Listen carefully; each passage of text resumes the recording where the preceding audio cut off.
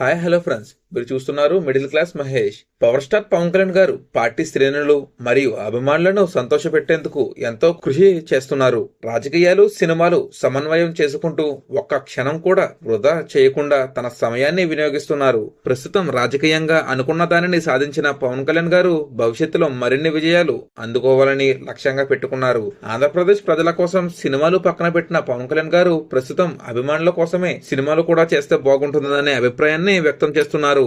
ఆ అభిమానుల కోసమే ఎన్నికలకు ముందు తన కమిట్ అయిన ప్రాజెక్టులను పూర్తి చేయడానికి ప్రాధాన్యత ఇస్తున్నారు. హరిహర వీరమల్లు 1 అనే భారీ ప్రాజెక్టుపై పవన్ కళ్యాణ్ గారు ప్రస్తుతం దృష్టి పెట్టారు.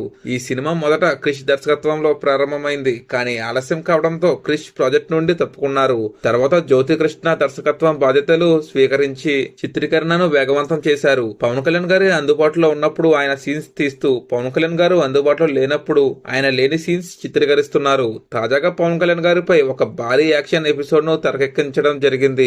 ఈ యాక్షన్ సీక్వెన్స్ కోసం హాలీవుడ్ ఫైట్ మాస్టర్ నిక్ పావెలన్ ను ప్రత్యేకంగా తీసుకున్నారు. దాదాపు 500 మంది ఫైటర్లు పాల్గొన్న ఈ యాక్షన్ సీన్స్ ను సినిమాకు ప్రధాన ఆకర్షణగా నిలవనున్నాయని తెలుస్తోంది. పవన్ కళ్యాణ్ గారి కెరీర్ లో ఇంత భారీ స్థాయిలో యాక్షన్ సీక్వెన్స్ ఇదే మొదటిసారి. ఈ చిత్రానికి మ్యూజిక్ డైరెక్టర్ గా ఎంఎం కీరవాణి, సినిమాటోగ్రఫీకి మనోజ్ పరమహంస పనిచేస్తున్నారు. నిధి అగర్వాల్ కథానాయికగా నటిస్తుండగా బాబీ డియోల్ వంటి ప్రముఖ నటులు కీలక పాత్రలో కనిపించనున్నారు. సినిమా విడుదల తేదీ 2025 మార్చి 28 అధికారికంగా ప్రకటించారు.